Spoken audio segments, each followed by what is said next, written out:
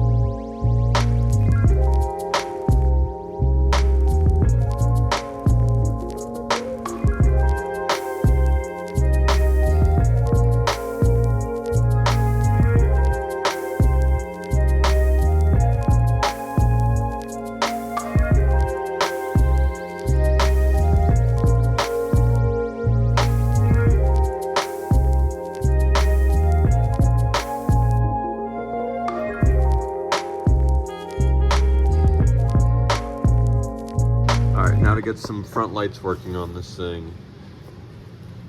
What I got here is, so this bumper uses the 180SX position light, and on the 180 normally this is just a running light, and then they have the turn signals mounted down here below.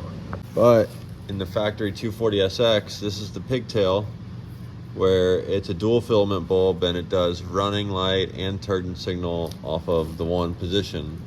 Well,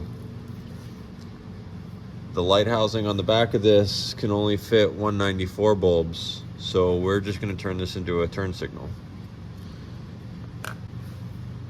Start by taking this, put that off, put this off.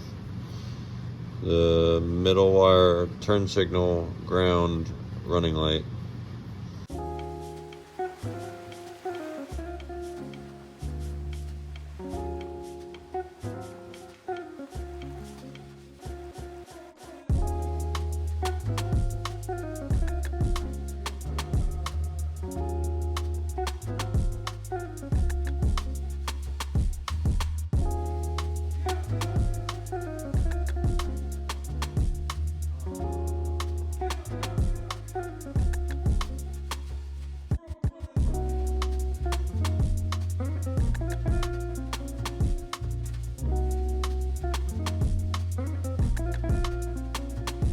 Part number 85814. Takes a 194 bulb, which I have right here.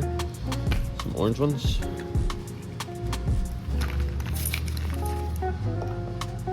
And then this will plug directly in to there. Bring this up here.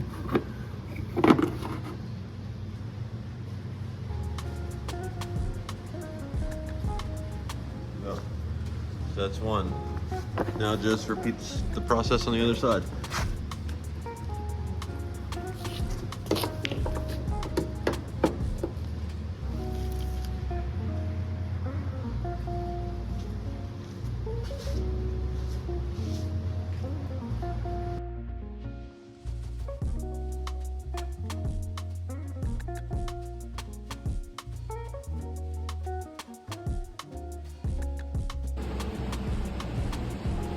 Look at this. Working reverse lights too. That's neat. Don't mind the dirty back glass, but we got some 3M tape, so I'm finally gonna put the rear wing back on. I literally was driving down the road yesterday. I totally forgot it was just painter taped onto the roof. So I don't have anybody here to let me know what center is, so we're just gonna go for it and hope for the best.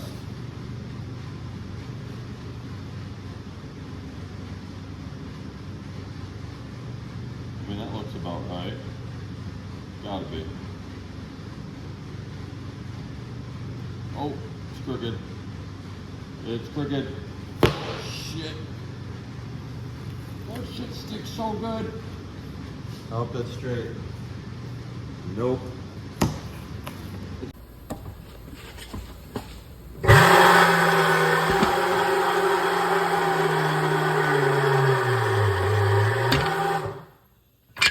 Just trying to dial some fitment in again real quick. I had some super bald 265s on here that I was tucking. Oh yeah, look at this dead frog. I ran him over yesterday, I guess.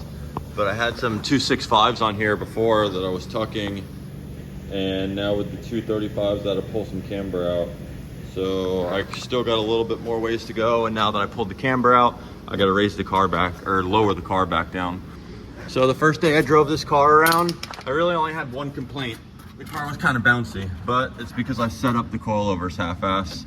I'm still working on them right now. At this point, I'm just gonna completely slam the car. What I did before was I literally didn't drop the shock body into the coilover. I just set it up with a bunch of droop because I was just trying to do it in a rush. But now I have it set up with some preload. And now I'm gonna spin this one all the way up to the top. One thing that's nice about the Fortunato coilovers is it has this little locking tab and you can just lock that down. And then you can take your spanner wrench and just tighten this down to get the shock body all the way down into the coilover.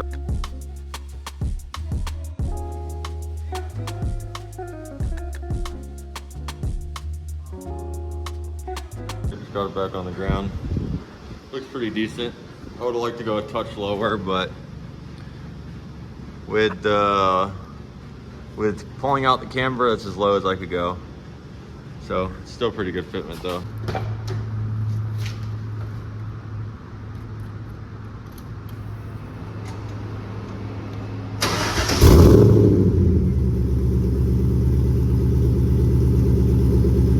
And engine bay, it's pretty much finished. The only things I really have left to do in here is I got to make a battery tie down. I did finish all the battery wiring though. I put these covers on here because I went to side post and got nice ground, sleeved up. I have to get grommets for these. And that's pretty much it. I put a new mass airflow sensor on here, an OEM one. I think it even runs better with the OEM one. It was like an aftermarket one that was on there. And everything else is pretty much cleaned up. Everything's DEI wrapped. AC is cold still. I got stuck in traffic yesterday for forever and it was still cold. Engine stayed cool. So everything's been really good on this thing. It's been driving great. As far as exterior, I have to replace this windshield. Look how scratched it is. I have a new windshield, just gotta do it. I have to repaint this headlight cover where I talked about that. I guess that's it for the exterior. I just have to clean up the windows really good. And we have the fitment looking nice. Suspension finally settled a little bit. I'm liking the way the car looks. Paint looks good. Interior's killer.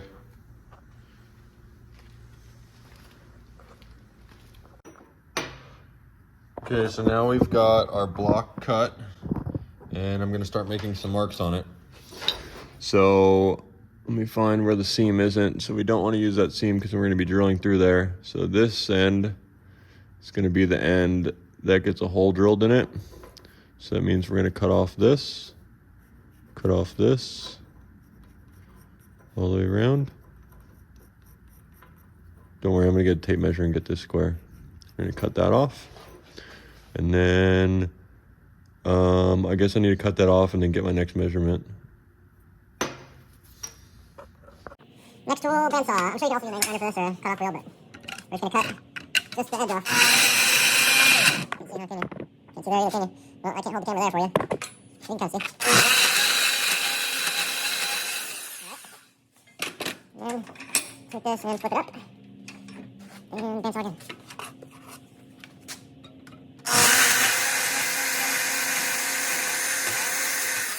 Alright. So pop this piece off. And that leaves us with that exposed just like that. And then we'll drill a hole in here for a bolt hole. And then let's take this back over there and get another measurement.